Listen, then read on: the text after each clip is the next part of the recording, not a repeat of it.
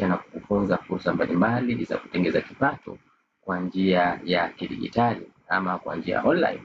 Kwa hiyo simu yako tu ya mkononi kwa sasa hivi inaweza ikawa ajira kubwa sana kwa upande wako.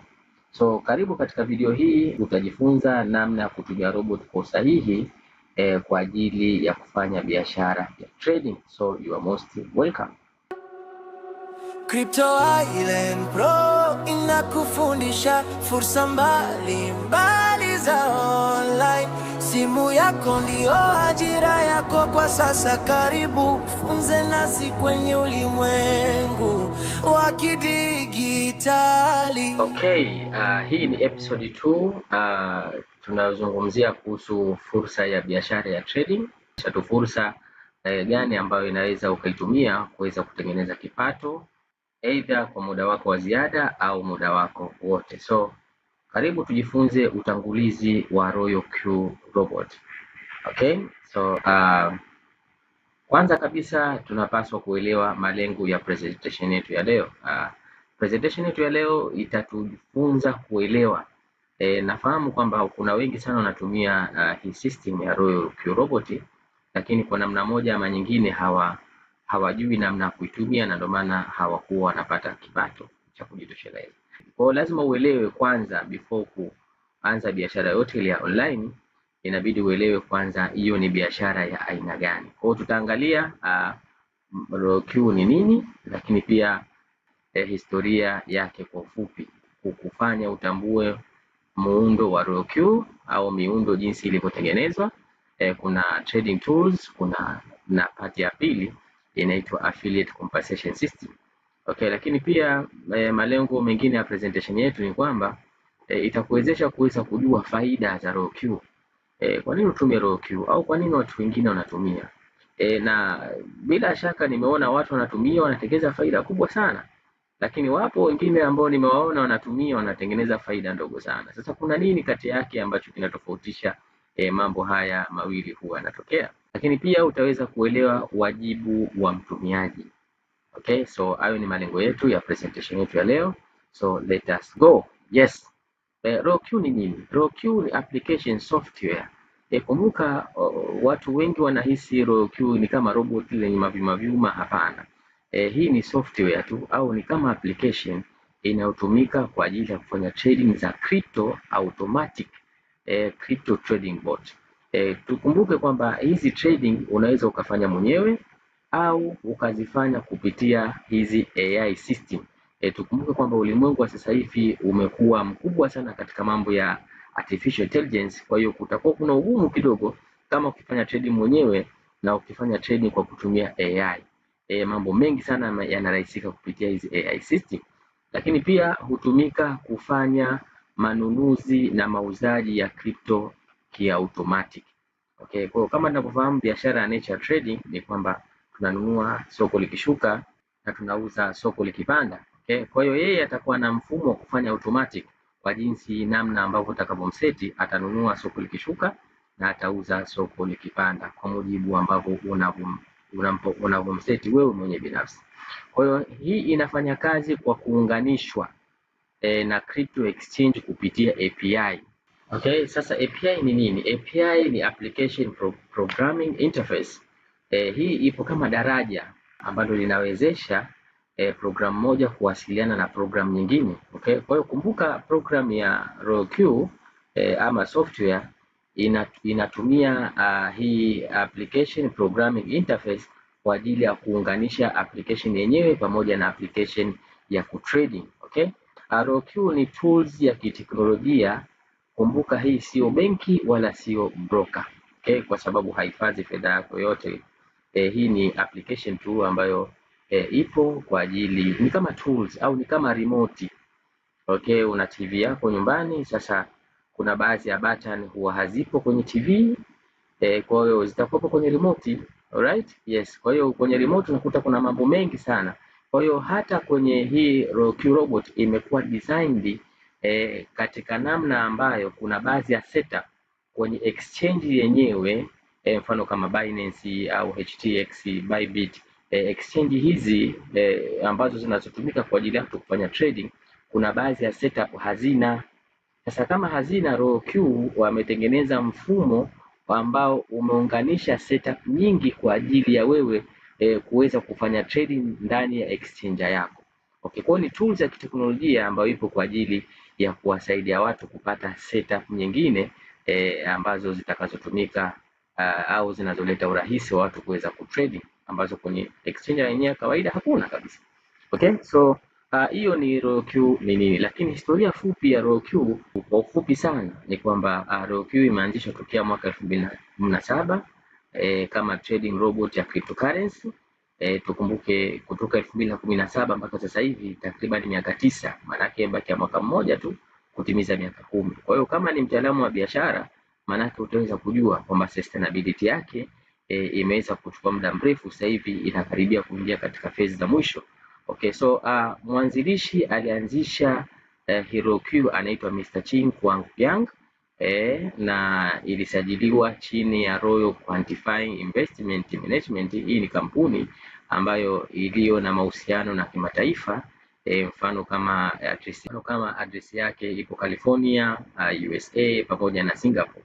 Okay, so lengo la kuanzishwa ni kurahisisha trading na kuondoa changamoto za emotional katika soko la crypto. Kama tunavyofahamu, miongoni mwa masoko ambayo yako more volatile ikiwemo na soko la cryptocurrency. Kwa hiyo inaleta emotion nyingi sana. Watu wengi wanahisi kwamba kupitia cryptocurrency wanaweza kuwa matajiri kama walivyotajirika watu wengine.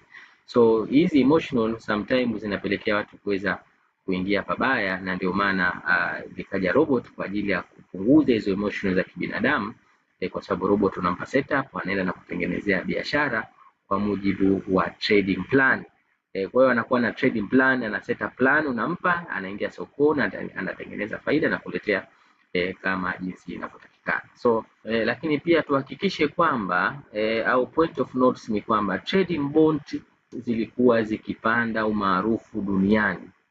Okay, katika miaka hiyo 2018, 17, 19 trading bot zilikuwa ziko nyingi, alikuwa nakula marobot ya forex ya kila design. So kutokana na hali hiyo, RoQ ilikuja kama jibu la mahitaji ya automation. Okay, kwa sababu automation ilikuwa ni kubwa, na tunafahamu cryptocurrency ilianza muda mrefu tokea 2009 na iliingia katika hot state katika miaka 2014, 15, 13 baada ya kuanzishwa kwa Ethereum na vitu vingine mbalimbali. Okay, so iko hivyo.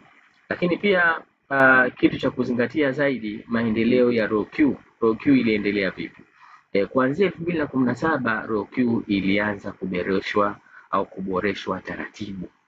Kumbuka hii ni tools ambayo watu wananunua. Kwa hiyo kama tools itakuwa haifanyi vizuri, basi maana yake watu watakuwa hawanunui. Kama watu wakiwa hawanunui, maana yake kampuni itakuwa haiwezi kupata faida. Kwa hiyo kampuni yenyewe binafsi inatengeneza software ya RoQ ambayo watu wananunua, alafu software hiyo inakuwa executed katika exchange kupitia API. So watu wanatradia mitaji yao wanaweka kwenye exchange, lakini kupitia RoQ watu wanaweza kucontrol exchange zao. So kuanzia 2017 RoQ ilikuwa inaboreshwa taratibu. Kwa hiyo walikuwa wanajaribu kuchukua namna zote nzuri kuanzia 2017 mpaka leo hii, na ndio maana setup ya RoQ au kama unatumia software RoQ, kila muda unakuta unatakiwa kufanya updating kwa sababu inapitia maboresho mbalimbali. So wanafanya hivi ili kwa ajili gani? Kwanza usalama wa API, lakini pia user friendly interface kwa urahisi wa mtumiaji.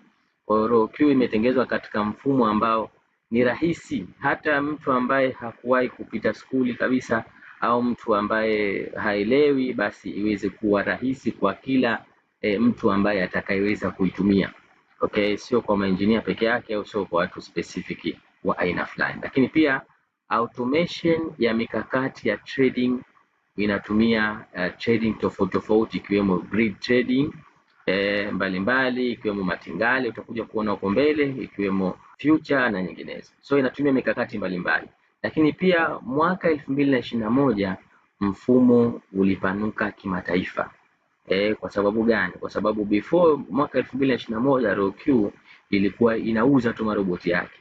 Kwa hiyo watu walikuwa hawatangazi.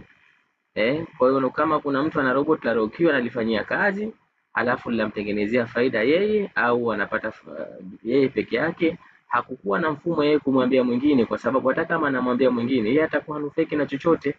Lakini kuanzia 2021 maanake ikaja mfumo wa affiliate 2021, kwa watu wakaanza kushirikishana kwa maana kwamba ukiwa na roboti wewe utalitumia katika namna kukuzalishia faida, lakini sio kukuzalishia faida tu kwa kuwa namna unalitumia, pia ukimhadithia mtu mwingine naye akalinunua, maana yake anakaa chini yako wewe.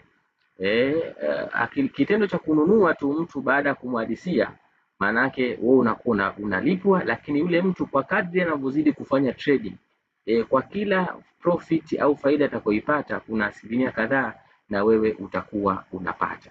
Okay, kwa sababu ya affiliate system hiyo ikaleta upanuzi mkubwa sana. ROQ kaboom, ikasambaa kimataifa kwa haraka sana kwa sababu juu ya mfumo ambao uliokuwa unatumia. Lakini sasa kitu cha kuzingatia, historia hii inaonyesha jinsi ROQ ilivyobadilika kutoka mfumo wa ndani hadi kuwa platform ya kimataifa.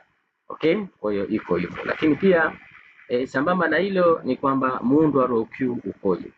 Muundo wa ROQ uko katika sehemu kuu mbili. ROQ ni mfumo wenye sehemu kuu zifuatazo. Ya kwanza kuna trading tools. Kumbuka trading tools ni kama remote ambayo ina button tele, kuna kufanya hivi, kuna kufanya vile, kuna kufanya vile. Kwa hiyo hii ni trading tools au trading box.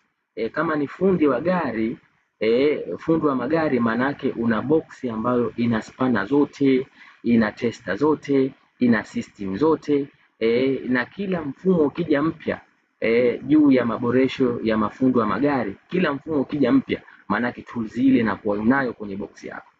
Kwa ni box ambayo ile utimia ikitoka tools mpya duniani manake automatic kwenye tools box yako inaingia kwa sababu ya kuboresha, na huo mfumo unatakikana uwe kama ambavyo ulivyokuwa. Kwa hiyo huo ni muundo wa kwanza kwamba ni trading tools kwa ajili ya kufanya trading automatic.